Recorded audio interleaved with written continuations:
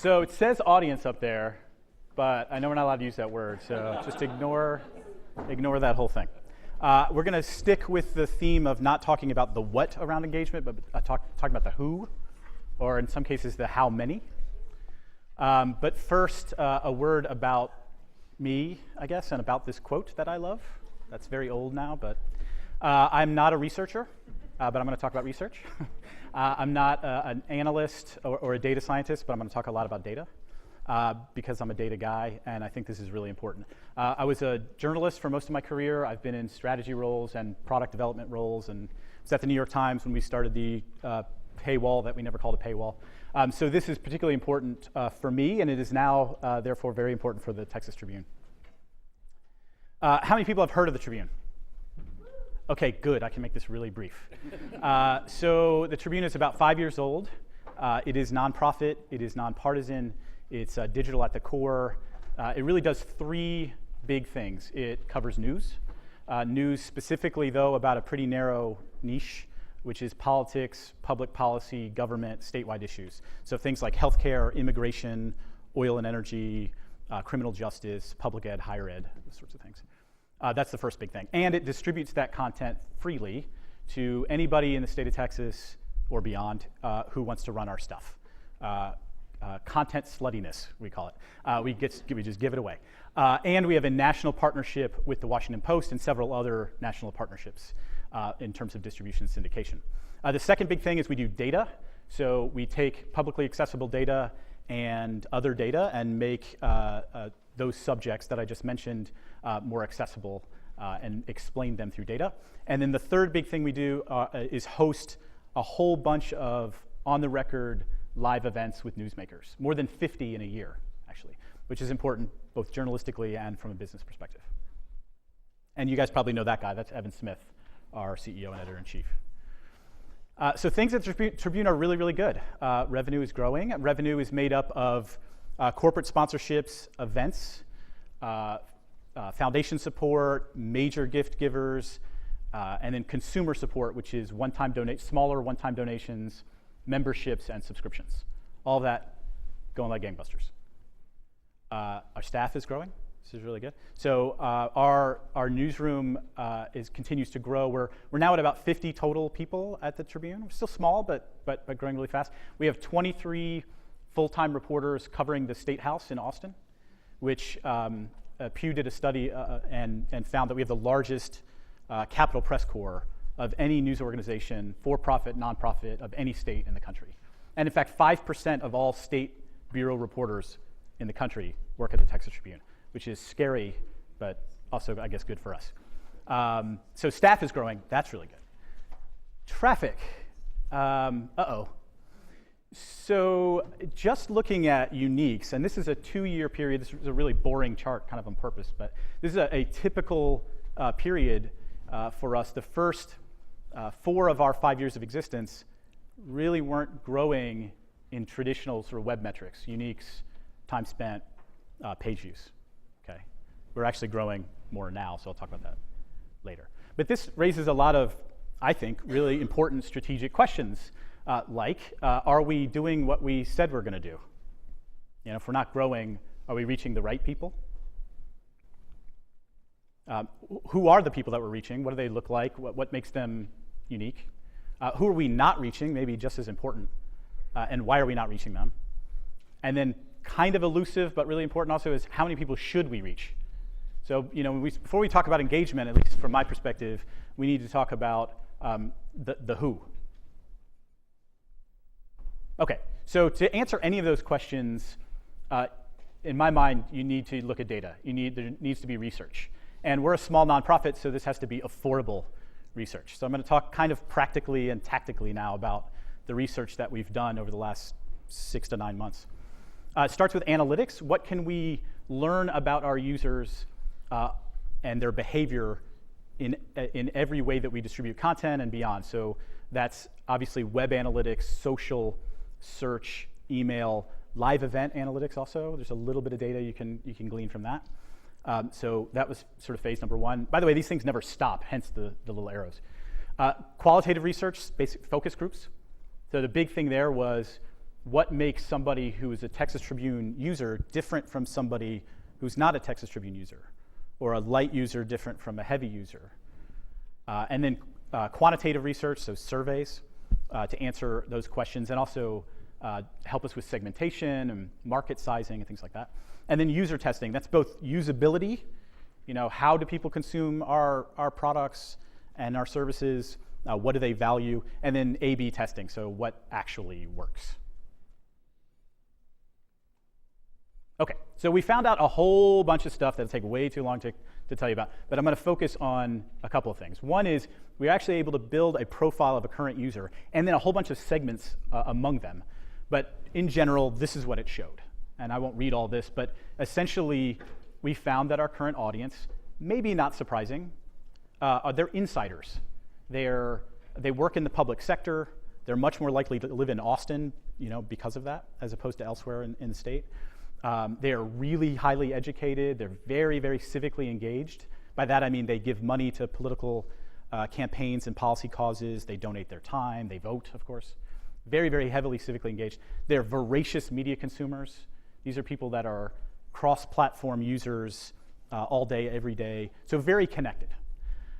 So that led to sort of a question. All right, if we just believe that this is the right group to target, and we did nothing else but a marketing exercise. How do we get people like this? What is the ceiling for the Texas Tribune? And we're able to answer that through data, and this is a summary of it, but it shows roughly 400,000 people in the state who sort of fit that criteria, right?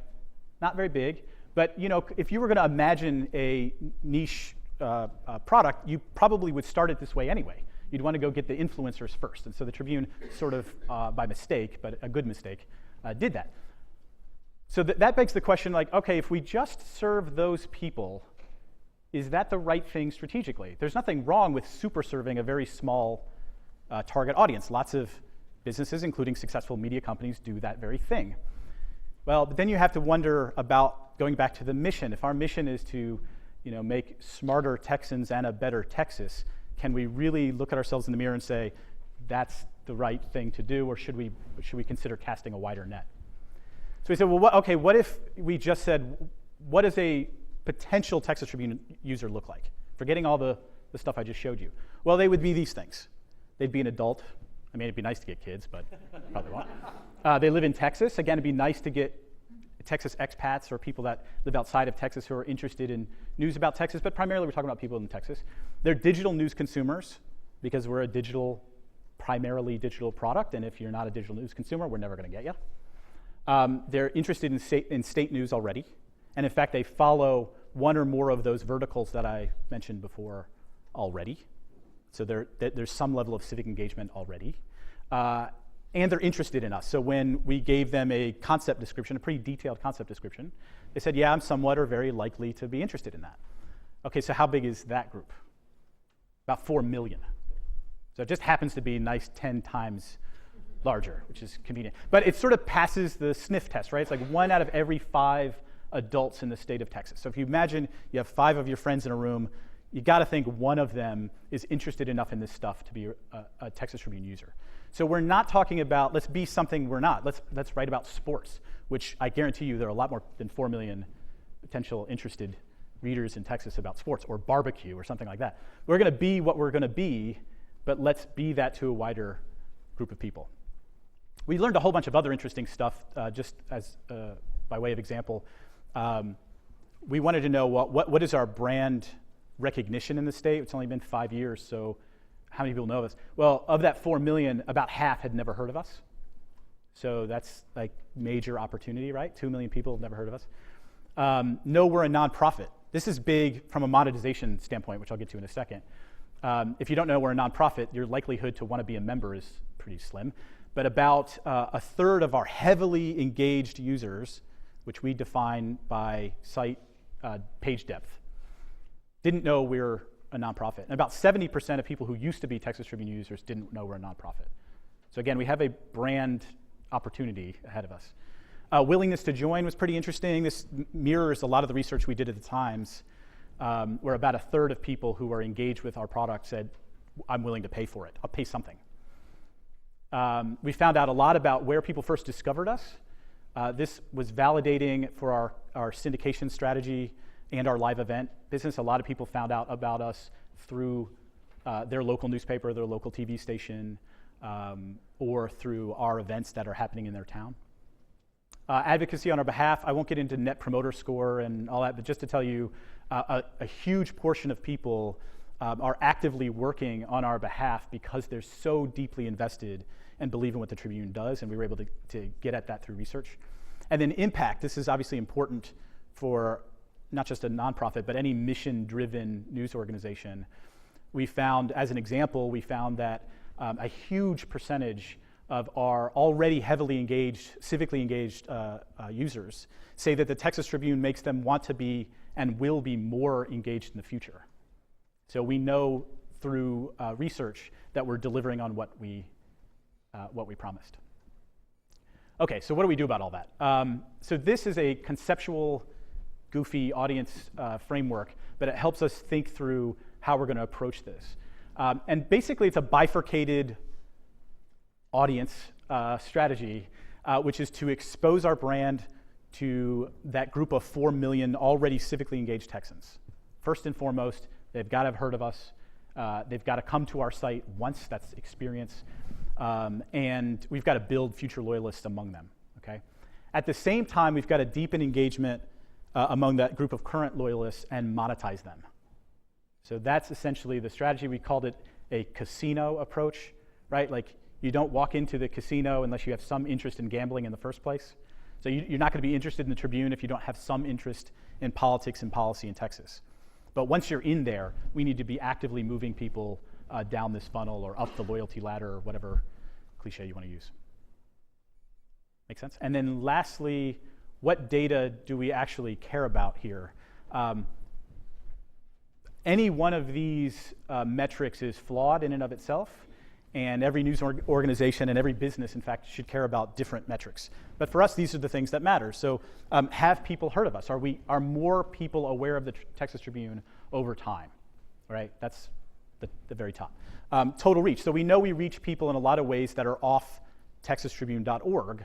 We need to look at how we're reaching people both offline, online, and through all of our channels, email, social, et cetera. Monthly users, are people actually experiencing the Tribune's main site? The heavy user cohort, which is essentially, we define engagement as the group of consumers who are reading more than 5 page views in a month. That's the trackable cohort of heavier users. Number of paid users, so how many of those users are we converting into, again, one-time donors, members, or subscribers? And then ARPU, this is probably too jargony, but average revenue per user. So are we driving, among those, our most loyal users, are we driving up the monetization among that group? So what are we doing about this? Well, it's pretty early days, but in the last 6 months, I should have shown that unique users chart. Again, we're up about 25% in that period versus the chart that I showed you. We're doing things like producing a 1-minute Texas politics roundup video to be distributed to local television stations because we know that's a big driver for that prospect pool. We've hired essentially a promotions director of media relations and partnerships. We've really studied gateway channels, particularly email, done a lot of testing around ways to both drive email subscription volume, but then also open rates, click-through rates. And we're making product changes that we think will drive many of these key metrics, like a new op-ed site called Trib Talk, and we're live streaming all of our events as another way to engage, and a whole bunch of other things that I won't bore you with. But that's the speed round version, so we can actually have a conversation. Any questions? Questions? I am stunned by your number in terms of the number of people that are covering state houses across the country. It is, and especially with things that are going on that people aren't aware of. Do you have, are you either, has anyone reached out to you? Are you reaching out to anyone in other states to sort of build your model there? Yeah, so it's interesting. Yes, a lot of people reach out to try to learn what the Tribune is doing that's been successful, what can be replicated in other markets and what can't. We often get asked the question, well, why don't you do the Tennessee Tribune or the Missouri Tribune or whatever? Not really what the Tribune is all about. I mean, I think for starters, I mean, if we were a for-profit business, you might consider that, although to me it's sort of like the franchise restaurant business. Until you get the first one right, you probably shouldn't think about opening up another one. But we do get questions all the time about what works for the Tribune and can that work in other states. Hi, I'm from the Kansas City Star. Can you describe the live events that you do, that you hold out in the public, the live events? Describe what you do. Sure. So we host one big paid event that's like Woodstock for policy wonks. It's a 3-day Texas Tribune festival that's a paid event, 3,000 attendees and 12 tracks, and it generates almost $1 million in revenue by itself. But then we do a whole bunch of free events across the state, and they range anywhere from just a one-on-one conversation with a newsmaker, usually with Evan as the moderator, to a full-day panel or a symposium on a particular topic. And they are news-making, typically. They're journalism first. We do find that corporate sponsors want to be affiliated with these events because they attract the right crowd, and so they are very profitable. But they're news first. Does that help answer your question?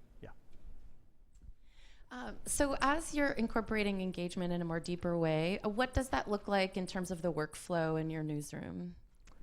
So good question. So I mean, I think the biggest challenge for us is how do you make content accessible and provide context for users who may not be quite as insider without duplicating the work that you're doing, right? So the other approach besides the casino approach is like 2 doors, right? One door is for people that are deep, heavy, like they want every turn of the screw about a policy cause in the legislative session. And the other door is for people who have less interest but just want to be able to keep up with the conversation around gay marriage or open carry, which is a big one in Texas, or cell phone bans or whatever. And so the challenge for us is to be able to do both of those without 2 totally separate, like Politico pro staffs, right? And so the workflow change is partly about a mindset shift, that like, where is the sweet spot in terms of coverage? Because we're not talking about dumbing down. We're still this very niche player, but how do you then take content that we're already doing and make that more accessible to other people? And so in a lot of ways, it's about the platform, right? So something might play better on a social channel than it will in a long-form investigative piece. That's not really a workflow question, so I'm probably not answering your question right. But in terms of the mindset in the newsroom, that's the thinking. Hi, I'm really interested in the relationship between the people who give you money and the people who consume your content. Hey, me too. Do you track like reach and user readership data separately for donors? Or are there people who give you money because they like the idea of you but don't really consume? Well, okay, so we are in the process of building the capability to track all of this, right? And so through a couple things. One, we have a very outdated CRM, customer relationship management tool, that allows us to understand data. And what we have tracks data in like 5 different places. So we keep event data over here and email consumption data over here and site usage and donation. And so all of that has to be merged into one central database. We need to know, one specific, Randy. Well, let me use Justin because you're like let's use Justin. So like, what is Justin's site usage? Has he ever been to our events? How many events? In what locations? Does he open our emails? What subjects does he read? Has he ever been a member? What prompted him to become a member? What prompted him to lapse if he stopped being a member? So the first thing is just getting all that data in one place. The second thing is then being able to not only test around that, but to build models that help, that sort of predictive analysis, right? So propensity modeling or churn modeling. What attributes about all those things are more likely to yield a paying supporter than not? The other answer to your question is we do know, though it's still somewhat anecdotal, but also based on research that we did at the New York Times, that there are 3 types of people who pay at the Texas Tribune. One is people who give because they believe in the cause, even though they may not consume it. And those are more like one-time donors. So we do more crowdfunding projects and that sort of thing. The second are members. They want to join. They want to be part of. They want to be sort of affiliated with you. And then the third are subscribers. They value content enough to pay for it because it helps them live their lives better, do their jobs better. And I think the challenge for us is like, how do you reach the right person with the right message at the right time of those three things? If that makes sense. Okay, we'll do one more here, and then we'll have to say so long. Hi, very interesting. I have a question for you. So you have a very defined audience.